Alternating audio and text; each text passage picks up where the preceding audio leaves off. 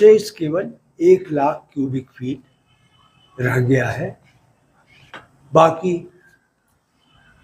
सभी कार्य जो बंसी पहाड़पुर के पत्थर से मंदिर और परकोटा में किए जाने हैं, अनुमानित आप समझें कि 13 लाख क्यूबिक फीट का उपयोग किया जा चुका है। मंदिर में जो राम कथा लोअर प्लिंथ पे है, उसकी कुल लंबाई रनिंग फीट में लगभग 800 फीट है, जिसमें 500 फीट के ऊपर राम कथा के पत्थर, म्यूरल जिसको कहते हैं, वो लगाए जा चुके हैं।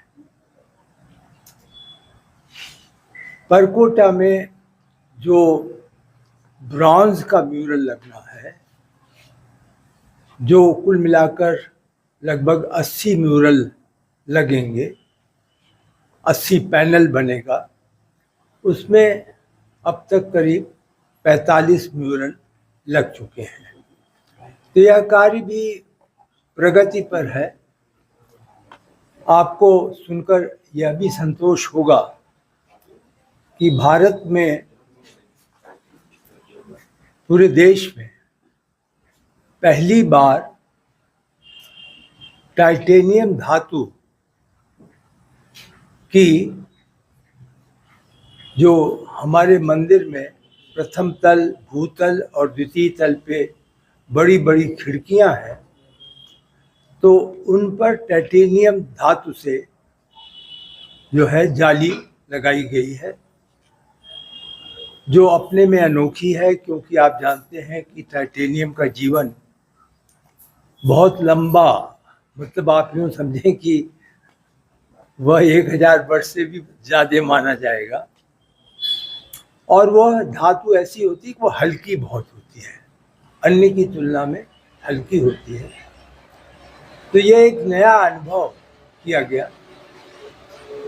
केंद्र सरकार की एक उपक्रम है, मिढानी मिश्रण धातु उपक्रम है, उन्होंने इस जाली को बनाया है और कुल मिलाकर के करीब 32 जाली लगेंगी, भूतल पे, प्रथम तल पे और द्वितीय तल पे। उसका एक जाली लगकर उसका अनुभव कर लिया गया, अभ्यास कर लिया गया, उसे कल पास कर दिया गया और अब वो उसके अनुसार बाकी जालियां अनुमानित 15 अगस्त तक बनाकर और लगा देंगे। तो इस प्रकार जो जाली का काम है मंदिर में अवशेष, और जो राम कथा का जो मैंने अभी आपको विवरण दिया, ये 2 मुख्य कार्य हैं। हम यह तो नहीं कह रहे हैं कि बिल्कुल हमने जो शेड्यूल बनाया था उसके अनुसार प्रगति है, लेकिन हम आश्वस्त हैं कि जुलाई के अंत तक ये सभी निर्माण कार्य पूरे हो जाएंगे। बाबू जी, इसके अलावा जहाँ रामलला टेंट में विराजमान थे, उस जगह पे अब फाइनल कर लिया गया है कि डिजाइन में बना ली गई, क्या किया जाएगा? जी, वो बिल्कुल अंतिम हो गया है, उस पर कार्य शुरू हो गया है।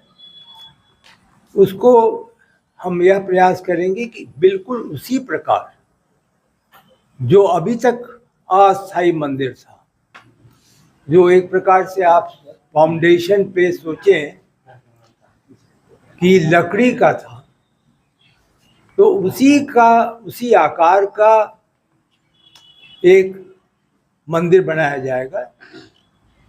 टीक वुड में होगा।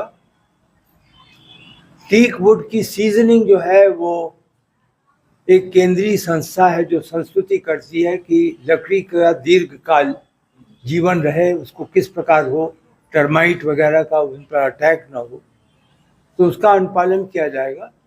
और उसके ऊपर वो जो मंदिर बन जाएगा और स्थापित हो जाएगा, संरक्षण के लिए अनब्रेकेबल